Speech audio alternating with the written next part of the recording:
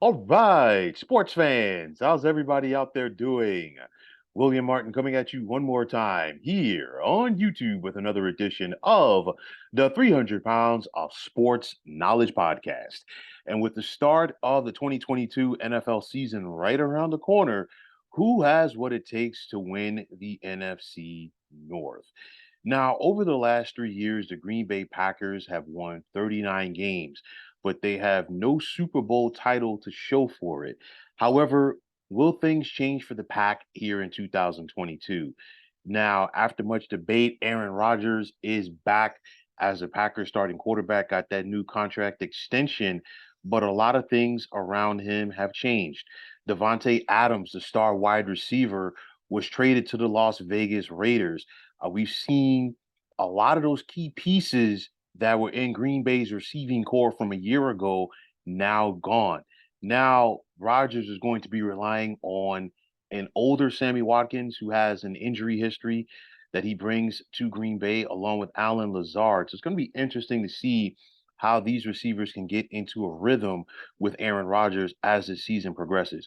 You still have AJ Dillon and Aaron Jones excuse me, at running back, but the deep threat like you had a year ago in this passing game is not there. There's also questions on the offensive line for the Pack as well. So to me, I think this offense is going to be a work in progress throughout this season. Defensively, you still have Devondre Campbell at inside linebacker, and you have to like what Jair Alexander can bring to the table for this Packers team at corner. Now, for head coach Matt LaFluer, he's been consistent since he took over as Green Bay's head coach.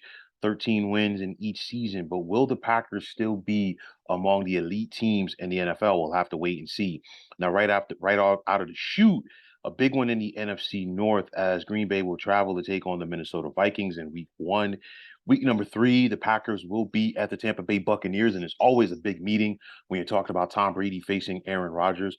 Week number eight at Buffalo. That could be a tough one, especially due to the fact that a lot of people feel that the Bills have what it takes to get to the Super Bowl this year. Another big one to keep an eye on for this Packers team, week 15, when they host the defending Super Bowl champions, Los Angeles Rams. Now, for the Minnesota Vikings, after 8 years as the head coach, Mike Zimmer was relieved of his duties following an up and down year in 2021. Zimmer was replaced by former Los Angeles Rams offensive coordinator Kevin O'Connell. But as O'Connell is looking to turn things around, can he find a way to do it for one of the most consistently inconsistent teams in the National Football League? Now, for Vikings starting quarterback Kirk Cousins, whether it's Washington or Minnesota, his career record in the NFL is 59, 59, and 2. And if that doesn't scream of mediocrity, I don't know what does. Now, there's talent on this Vikings offense with running back Dalvin Cook, and you look at wide receivers Justin Jefferson and Adam Thielen. Defensively, there is talent as well at the linebacker position with Eric Kendricks and outside linebacker Daniil Hunter. And then you have a mix of youth and age in the secondary. I think Lewis Seen, the rookie out of Georgia, could have an impact, for this unit this year. You also look at Andrew Booth Jr., Patrick Peterson, and of course Harrison Smith, the ageless wonder at safety. The Vikings, will they be able to be more consistent? That's going to be the $1 million question.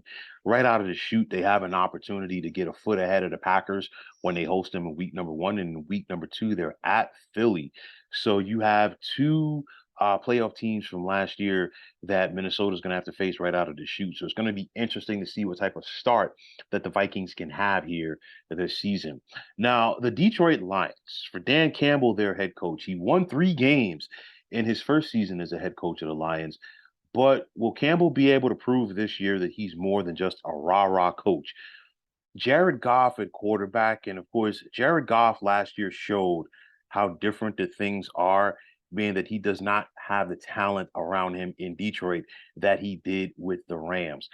The Lions running game continues to be an albatross for this team. They're going to try to get it going with Jamal Williams and DeAndre Swift. And, we've seen Campbell focus on getting this team better in the trenches. Penei Sewell, the youngster out of Oregon, and then Frank Ragnow on that offensive line will be important. TJ Hawkinson, a tight end, he could be a big time player in this offense as a safety valve for Jared Goff in the passing game. Rookie Aiden Hutchinson rushing the passer. The Lions took him second overall. What type of impact is a former Michigan Wolverine have now that he's staying in the state of Michigan to play for the hometown Lions? Will the Lions be able to make some noise in the NFC North? To me, it's one of those Detroit is one of those bad teams that's been bad for a very long time. So I think it's important for them to try to get some games and get some wins early. So this way, this team will buy into the message that Dan Campbell is showing, is selling rather. You can see that Dan Campbell is a very passionate head coach. Go back to his time as an interim head coach at the Miami Dolphins. He's very passionate. He'll bleed for his team. But the bottom line is, you know what? They got to go out there and find a way to win games. There's no ifs, ands, and buts about it. And finally, the Chicago Bears. Chicago Bears, they're starting over with Ryan Poles as the new general manager and Matt Eberflus as their new head coach.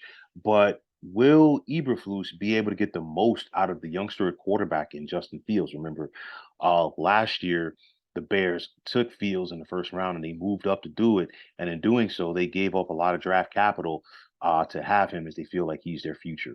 Tight end Cole Kmet could be a safety valve for Fields, just like I feel that Hawkinson is going to be for Jared Goff in Detroit. But, this offense is still going to be a work in progress for the Bears. And at the age of 32, Robert Quinn continues to show that he is one of the better edge rushers in the NFL. 18 and a half sacks last year. So let's see how he's going to be able to come back and do it this year. But at the end of the day, it's going to be tough for the Bears. I think this team is a work in progress. They're not close yet to being a playoff team. I want to see what steps that Fields can take as a quarterback and how Eberflus can implement his system to get things turned around.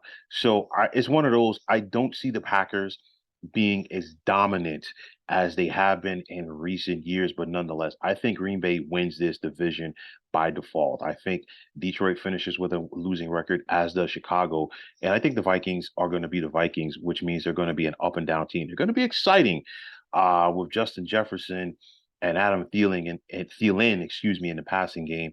But nonetheless, I don't think it's going to be enough for them to overtake the Green Bay Packers. So once again, Green Bay wins this division by default, and we're once again going to see A-Rod in the postseason. So, folks, that is going to wrap it up. And as always, I want to take this time out to thank you for tuning into the 300 Pounds of Sports Knowledge podcast here on YouTube. I want to take this time out to thank all of you fine folks out there for tuning in. And if you have not already, please feel free to subscribe to this channel. Now, if you're on Twitter, please feel free to follow me at 300 Pounds of Sports. And like I always say, if you follow me, it'll be my pleasure to follow you right back. There's also the sports discussion group on Facebook at the Sports Depot 365. You can check it out. Drop a line and be a part of one of the better sports debating sites going on social media. So once again, fine folks, my name is William Martin. I'm signing off, saying take care and have yourselves a wonderful day.